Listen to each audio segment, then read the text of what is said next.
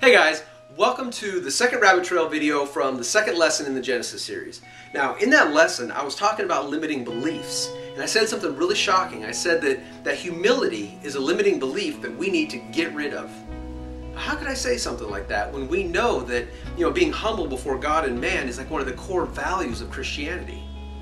Well, in the last rabbit trail video we were talking about how because of like the way we are taught to read texts, or because of our cultural influences, we oftentimes will put on the wrong lenses, the wrong glasses, and we view this ancient text in the wrong way. We view through our understanding versus trying to have a clean reading of the text where we try to remove our biases and try to understand their definitions of their society and begin to read it as though they intended it, as though they meant it.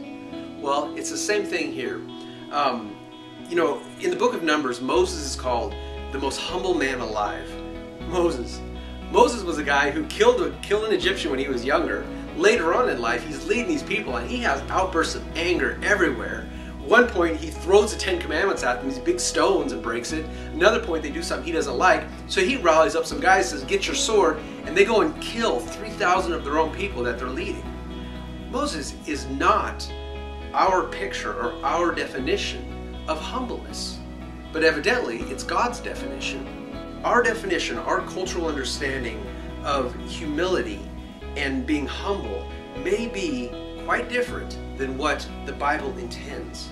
So I invite you in this lesson to actually go with me on a journey kind of in search of the biblical definition of humility. All right, so here we go. It's all over the place in Scripture where you have this concept where God resists the proud but gives grace to the humble. In essence, he will like pull away from people who are prideful, but people who are humble and confessional before him, he will draw near. We have a picture and we have a story here that really kind of should fit this model. It's the story of Elijah and the 450 prophets in 1 Kings 18. Now the setting is, it's in Israel, and King Ahab is actually turned away from God and turned to Baal worship. His wife is Jezebel. Jezebel's Baal worshiper, and so what she does is she seeks out and sends people to kill all of Yahweh's prophets in Israel. And she succeeds. She kills all of them except a few that are hiding and one that remains public, Elijah. So Elijah goes before King Ahab and he says, "All right, because of all that you have done, there will be no rain on the land as long as I say." And then he disappears. And so there's this huge manhunt for Elijah to try to find him. Well, 3 years passes with no rain and no sign of Elijah. You can understand there's going to be famine, drought, their economy's probably in the trash. Everybody wants the head of Elijah. So Elijah appears one day. He says, "Okay, here's what we're going to do. I want you to round up all 450 of your Baal prophets, and I want you to meet me on the top of the mountain. We're going to build 2 altars.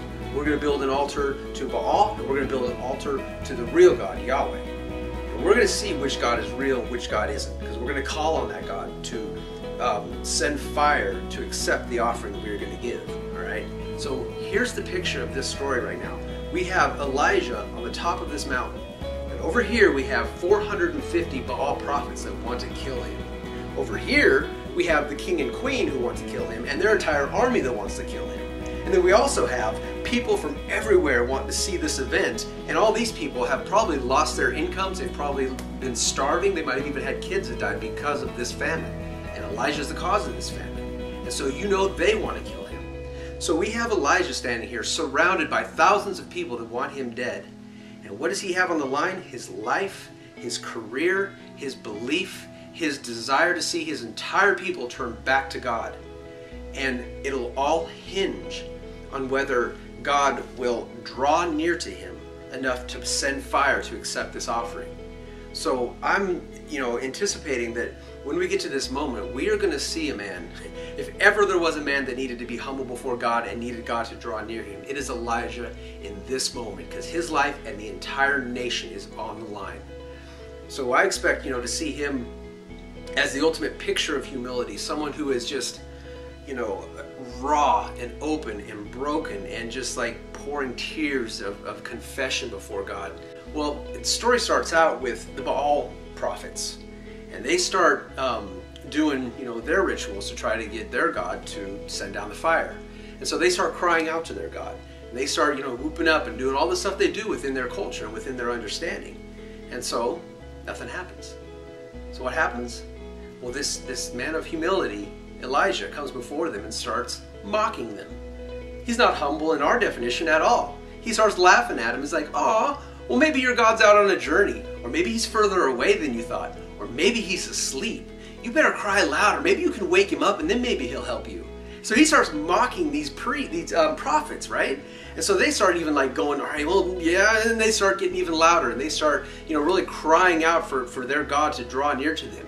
And they start cutting themselves, as was their custom. And so there's blood gushing out everywhere, and they're doing everything they can to call down their God. And nothing happens. And so then it's like, all right, now it's Elijah's turn. So we expect, again, Elijah to be humble and merciful. No. You know what happens? He says, "Go get large vats of water."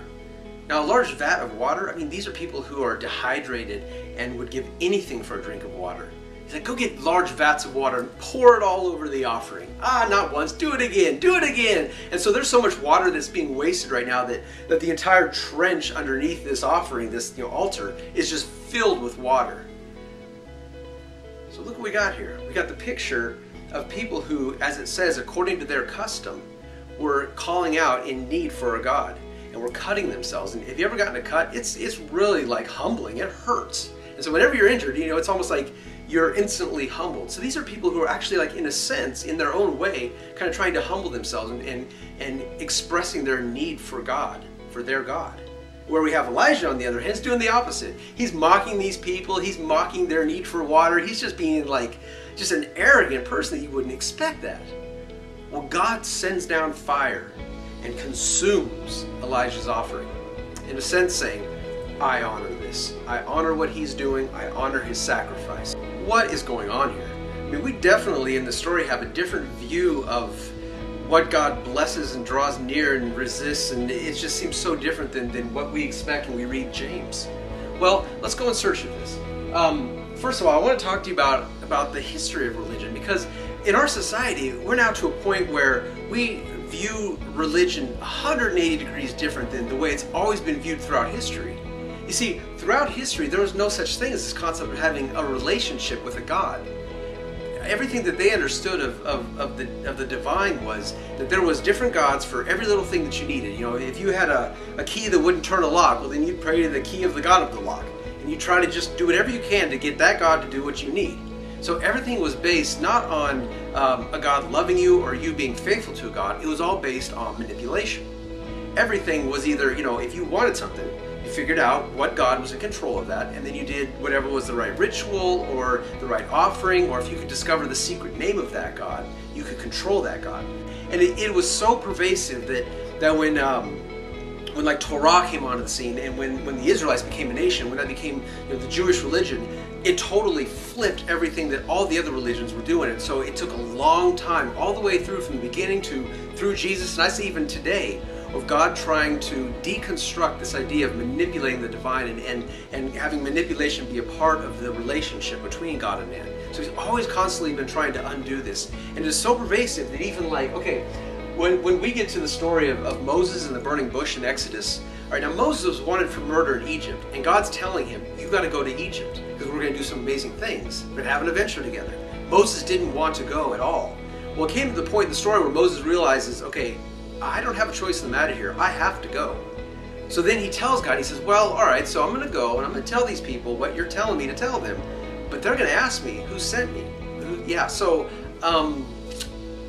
Who should I say sent me? In a sense, he's asking God for God's secret name so that Moses can control him.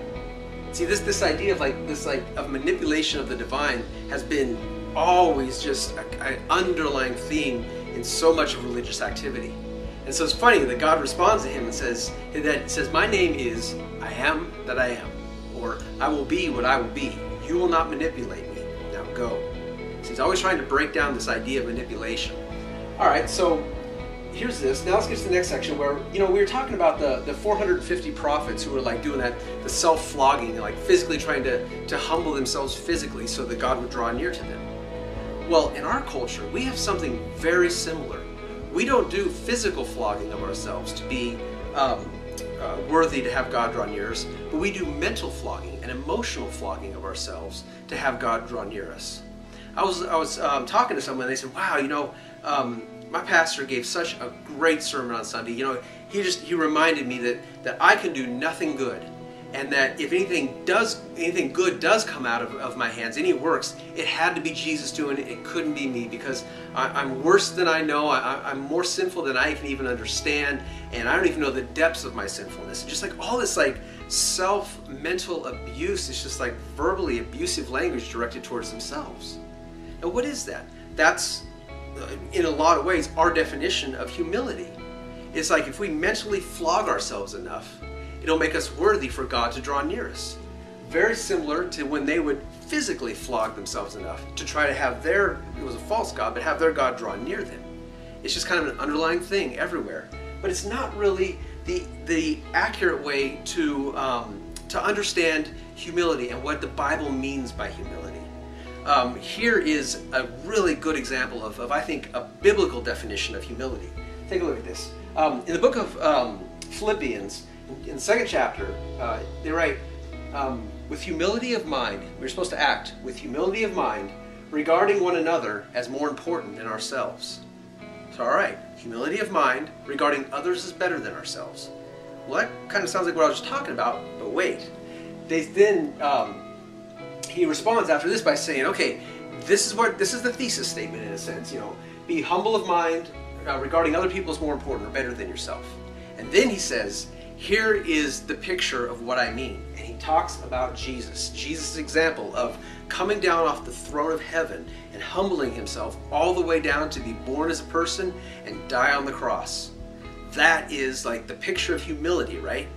But there's something very interesting about that. From the time that Jesus was sitting on the throne all the way down and all the way to the cross, he was definitely humbling his position, but he was not beating himself up. You never hear Jesus say, I'm a horrible sinner, I'm a worthless person, I'm this, none of that ever happens. Jesus never forgets who he is. He humbles his position, his title, his power on earth. He humbles his position, but he never humbles his personhood. And that is where we get this backwards.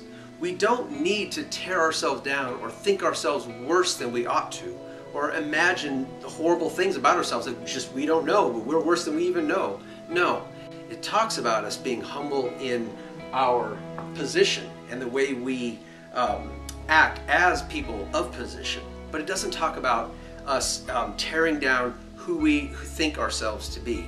That's not the definition of humility. Now this is the first half of this, because in the next half we're going to start, we've now just deconstructed in a sense the wrong view of what the Bible expects out of us and what the Bible wants as far as like a healthy humility. So we've torn that down because it's not about beating ourselves up. So then if it's not about beating ourselves up, what is it about? We're going to need to deal with that in the 3rd rabbit trail video.